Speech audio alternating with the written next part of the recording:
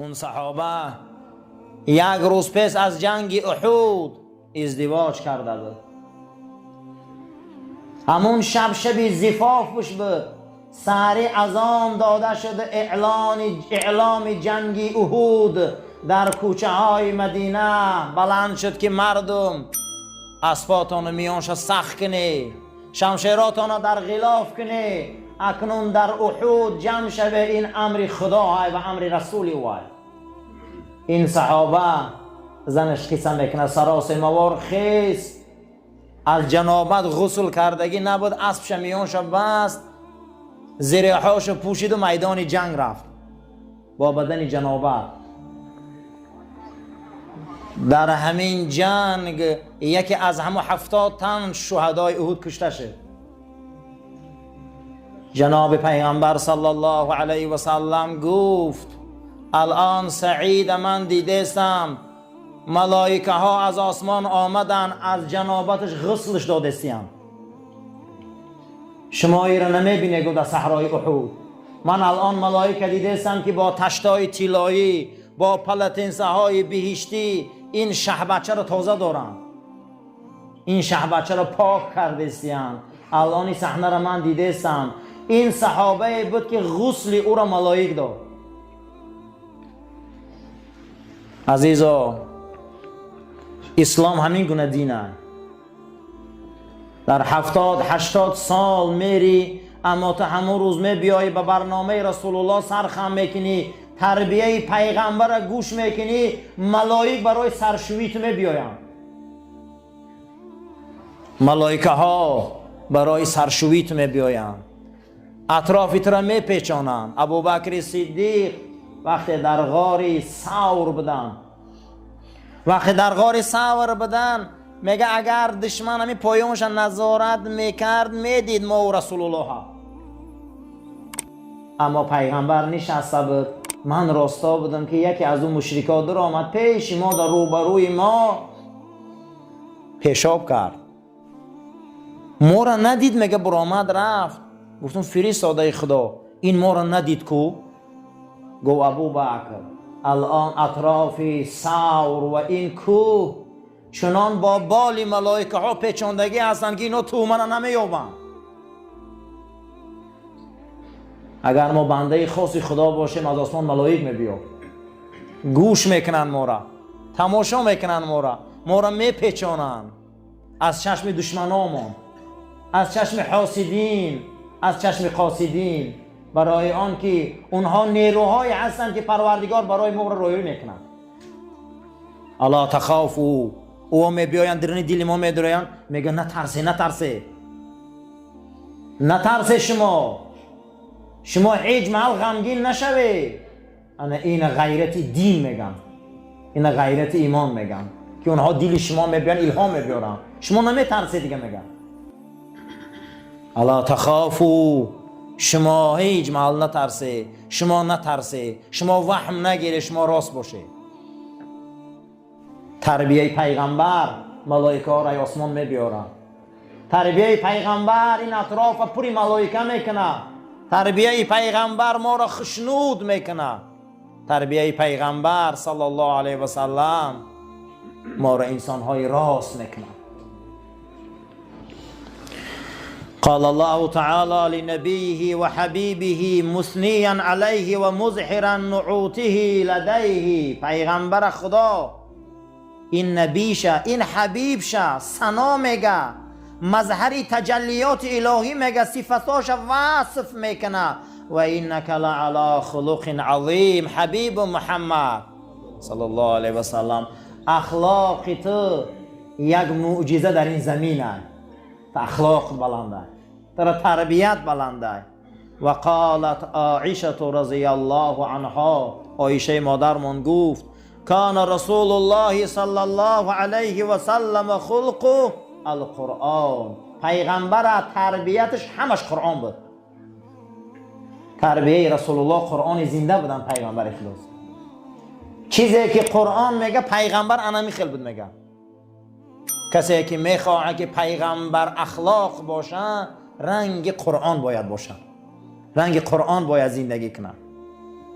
مردی از پیغمبر پرسید ان الحسن الخلق، پیغمبر همین اخلاق نیک چیست؟ پیغمبر همین سوره را خواندن خذ العفو و امر بالعرف و اعرض عن الجاهلین، مردم بخش، امر معروف کن، از آدم جاهل و نادان و مجلسش بچم دور شو. همین آیه را خوندم. تو میخوای اخلاق نیک یابی؟ عفوش کن نوا. روزه که مکه فتح میشوه مشرکین گمان میکنن که پیغمبر اگه قسم میگیره همه را از تیغ میگذرانه. پیغمبر در سایه کعبه 6 تن سلقینیده، تمام مکه بدگی هم میبیاین میگن فرزندی عمک میدانیم کاری خطا کردیم، عهدا شکستیم، شما را محروم کردیم، از وطن بیرون کردیم، جنگای زیاد و شورشا را به میان ماندیم. ما این روز که میدانیم که تو ظفر یافتی و بزرگ شدی، خطی ما چیکار کردنی؟ نگه اذهبوا و انتم طلقا، بروی همه تا بخشیدگیم، بروی من همه تا بخشیدگیم. میگه اهمیت نمیتیه. در حال نازل میشه و اذا جاء نصر الله، پیغمبر به این بخشیش تا اکنون غلبه خدا آمد. غلبه خدا در اخلاق بده، یک اخلاق بخشیدن. و رأیت الناس یدخلون فی دین الله افواجا، اکنون بین مردم گروه گروه میبیان به این اخلاقی تو، به این اخلاقی تو میبیاین. فبما رحمت من الله لنت لهم، تو یک رحمت خدا در این زمینی ای حبیب محمد. چقدر تو ملایمی، چقدر تو مهربانی، تو یک لینی، تو مهربانی، تو همین قدر مهربانی که برای اهل ایمان. به این مهربانی تو عافی تو اکنون این زمین در ما دینی تر رواج میتیم. ثم قال رسول صلی الله علیه و سلم، پیغمبر گفتن هو ان تسیل من خطعک و تعطى من حرمک و تعفو من ظلمک. پیغمبر خدا گفتن اخلاق من همین است، کسی ای شما قهرگی کرد آشتی کنه، کسی که ای شما چیز پرسید بتیشه، کسی در شما ظلم و نامردی کرد شما مردیش کنه، شما چیزش کنه مردی کنه، جوان مردیش کنه. در دیگر حدیث شان گفتن انما بعثت لاتمم مکارم الاخلاق، من برای او پیغمبر شدم که شما را به اخلاق نیک رسانم، شما را به اخلاق نیک رسانم، برای همین من پیغمبر شدم. و قال رسول صلی الله علیه و سلم ما من شیء اثقل ما یوضع فی المیزان یوم القیامة تقوی الله و حسن الخلق. پیغمبر صلی الله علیه و سلم گفتن روز قیامت در ترازوی خدا یگان چیز وزن‌تر از تقوا و از اخلاق نیک ندیدم. یعنی که روز قیامت اخلاقای ما رو وزن میکشن. و جاء رجل الى رسول الله صلی الله علیه و سلم، مرد پیش پیغمبر خدا آمد گفت دین چیست؟ پیغمبر گفت اخلاق نیک. با طرف شمال چپش آمد دین چیست؟ پیغمبر گفت اخلاق نیک. با از طرف راست آمد گفت دین چیست؟ پیغمبر گفت اخلاق نیک. بعد از او از پشت رفت داد زد که دین چیست؟ گفت اما تفقه چوت نمیفهمی؟ این قرار دین گفت همینه که لا تغضب، غضب نگیر. دین معنیش برادرها یکش اخلاق بده. دیندار آدم به اخلاق باید باشه. از اخلاق با پیغمبر اومد بالای اخلاق دیسه ای کرد غضب نکن، قهر نکن، داد نزن. نمیشم گفت دینه. لیکن افسوس از تربیه بد، از اخلاق بد، از رفیق بد، از برنامه بد، آن نوری را که خدا در بدن من داده نام او روح های. نام او چی های؟ روح.